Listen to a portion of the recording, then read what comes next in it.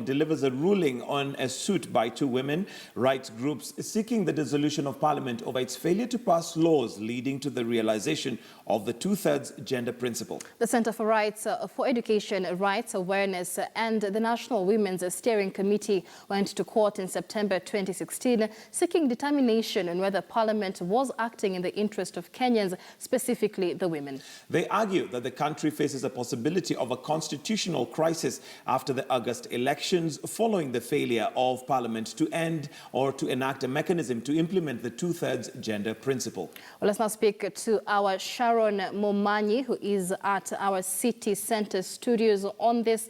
Sharon, many thanks for joining us on Morning Express. This has been going on for quite a while. What are we expecting from the courts this morning?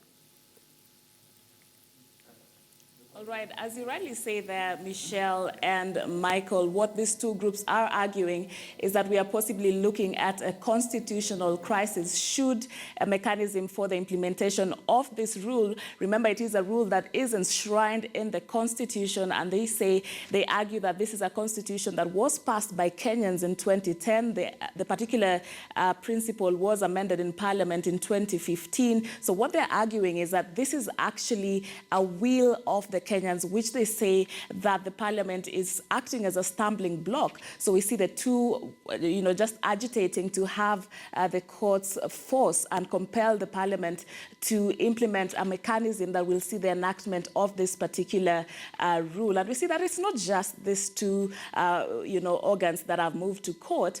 Just in last year in September, we also saw a private citizen, a former board member of the Communication Authority, also moving to court, seeking actually the dissolution of Parliament, saying that it is not acting, for the good and for the wellness of the society. So it will be interesting to see how this particular court case moves forward. Of course, it has been an absolutely bumpy ride towards the implementation of this particular gender principle.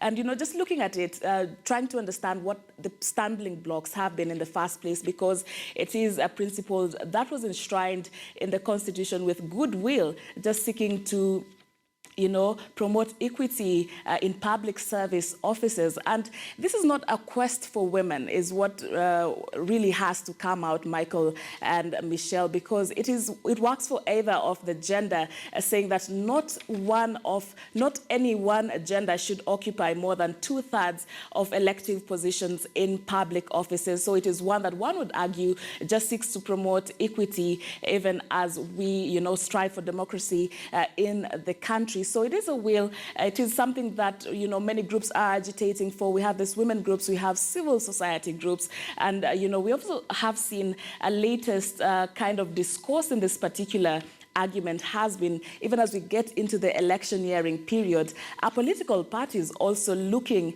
to implement this particular principle even as they go towards their nominations and go into the elections, so that, it is a principle that seeks to apply in all elective positions. We have seen some political, figures speaking to this principle. We saw Raila Odinga just yesterday, who was meeting women, who are part of the NASA coalition, saying that he himself seeks to see that this particular principle will be implemented should NASA, be elected come the August polls. We will remember also, just before this particular bill was shut down by Parliament, that was on 5th of May in 2016, President Uhuru Kenyatta had urged the two,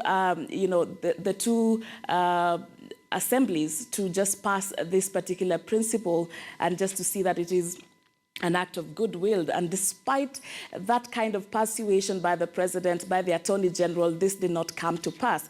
And what happened on that particular day where this, bill was to be voted in, there are 345 members of parliament. Only 178 members showed up to vote for this. And out of that, actually 199 were present, and out of this, only 178 voted for this particular principle to pass. So is it a case of political goodwill? Is it a case of social goodwill? Is a debate that continues to, take form even as the agitation for a mechanism for this implementation takes shape. So we wait to see exactly what happens at the High Court in Milimani Courts this morning. We know the Center for Rights for Rights and Education Awareness, that is CRO, and the Kenya National Commission on High Commission are also enjoined in this particular petition, seeking to compel Parliament to implement this mechanism. All right, many thanks, Sharon Momanyi there.